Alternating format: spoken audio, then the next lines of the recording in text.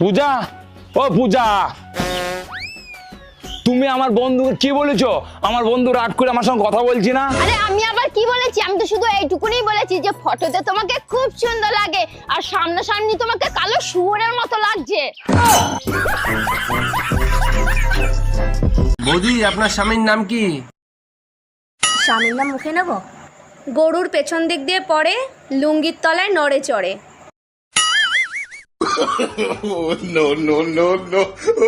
ও গোবর্ধন। হ্যাঁ মা, ভালো আছি। তুই ভালো আছিস? হ্যাঁ রে মা, আমি ভালো আছি। বলছি মা, তুই ভালো আছিস? হ্যাঁ মা, ভালো আছি। ও মা, বলছি এটা না আমার শ্বশুর মশাই। ও, তা বিয়াই মশাই ভালো আছেন? আরে বাবা, আমি জানি তো আপনি কথা বলতে পারেন না। আপনি যা বলার আমার মাকে ইশারায় বলুন, আমার মা ঠিক বুঝে নেবে।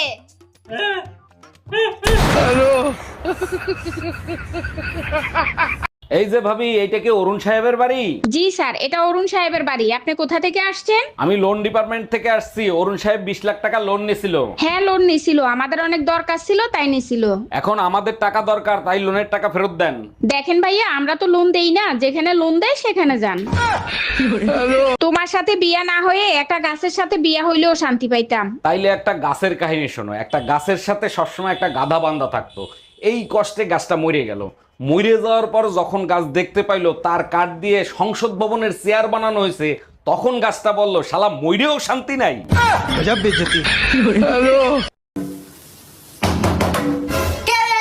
আমরা সেই দিল, দরজা খোলেন। দরজাকে খুলবো? আপনার সাথে কথা আছে। আপনারা কয়জন আছেন? 3 জন। আপনারা নিজেরাই কথা বলার সময় নাই। এই তাড়াতাড়ি পালো, আমার বর এসে গেছে। তাড়াতাড়ি পালো, আমার বর এসে গেছে। 1 মিনিট, তোমার বর তো আমি, তুমি আমাকেই পালাতে বলছো কেন? আচ্ছা, তুই যদি আমারই বর হোস্টেলে পালাচ্ছিলি কেন, বাজে ছেলে একটা?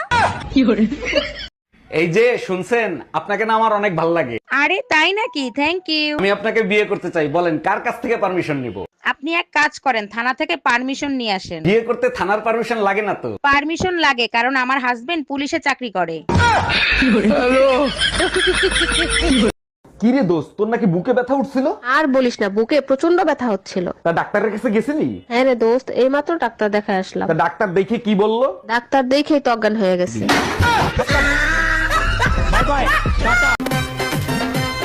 শোনেন মা, আমার কিন্তু কোনো রূপের অহংকার নেই। হ্যাঁ, ঠিকই তো আছে। যেটা তোমার নেই সেটা নিয়ে তুমি অহংকার করবে কি করে?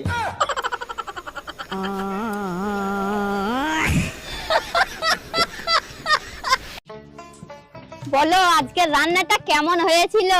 রান্না ভালোই হয়েছে, খারাপ হয়নি। কিন্তু আজকে রান্নাটা তুমি করোনি, বলো তোমার মা করেছে না? আরে তুমি কি করে বুঝলে আমার মা রান্না করেছে? কারণ অন্যদিন তো আমি কালো চুল পাই, আর আজকে আমি সাদা চুল পাইছি।